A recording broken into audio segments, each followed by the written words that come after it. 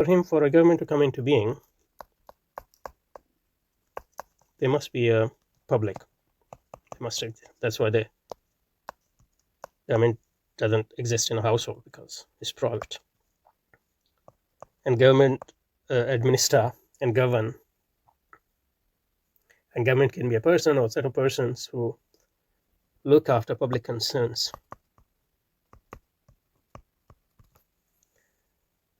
So government is the government of public concerns, or administration of public concerns, and those are, he says, non-excludable goods. Provision of the non-excludable goods, meaning that the goods which are needed for common consumption, common need, or common weal. And he gives the examples. So what does government does? Provision of common goods, which everybody needs. I guess water, for example.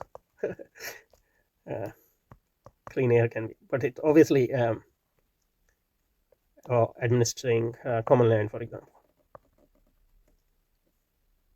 or public land, justice, natural resources, for example, which are publicly. Justice, defense is the one big thing. The government would have armies, and internal peace, so that would be police of some sort, etc. So that's a government for him. Okay, and then he goes on to say that until the emergence of the state, so a state emerged, according to him, after the government, and the government deals with public, which is less clearly defined. That's what he says, I think. Less clearly defined or demarcated public. But when public becomes a corporate entity, like a person, a legal person, and this is something abstract, obviously.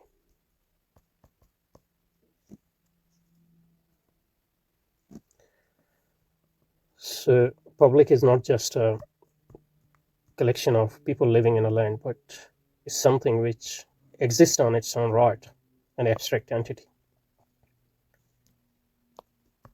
And state is that public in a sense, or that entity, legal entity, or legal person.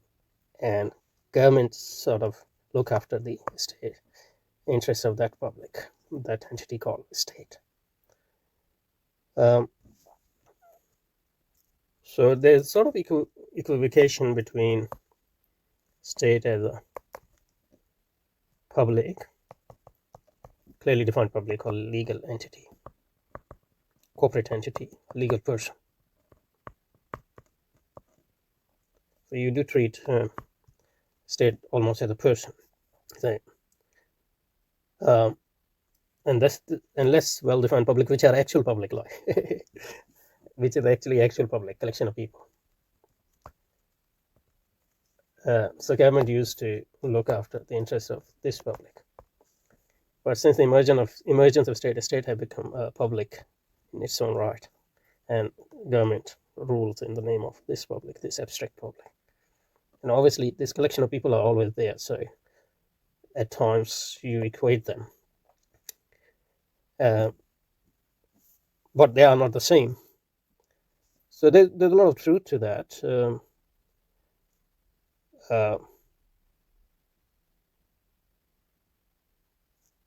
Yeah, but the question is how to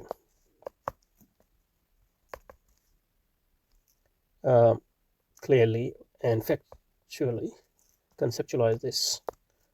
So there's a government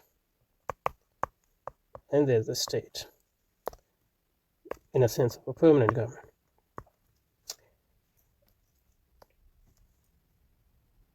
And the public, which governments administer. Not just administer, but also address their concern, look after their interests. So that public is always there, actually. But this abstract public is also now very important. Abstract entity, abstract person. So this is also called a state. So maybe I think what the lesson I will take from him here is that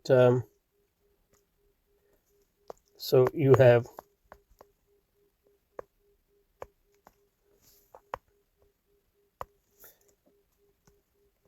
a state as a permanent government, a state as a legal entity. So we can differentiate between them, and then you have a government, and we also have a, so 1, 2, 3, 4, the actual public. So these 4 elements are always there in the modern. So a state in this sense governs, and government in this sense governs, and it governs to administer in the name of the public, actual public, and this abstract entity.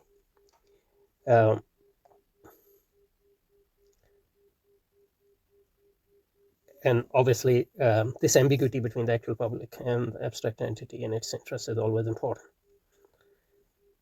So you have to fulfill the interests of the actual public. By state in this sense, the permanent government most concerned with this state, this legal entity, corporate entity, and its interests. Okay.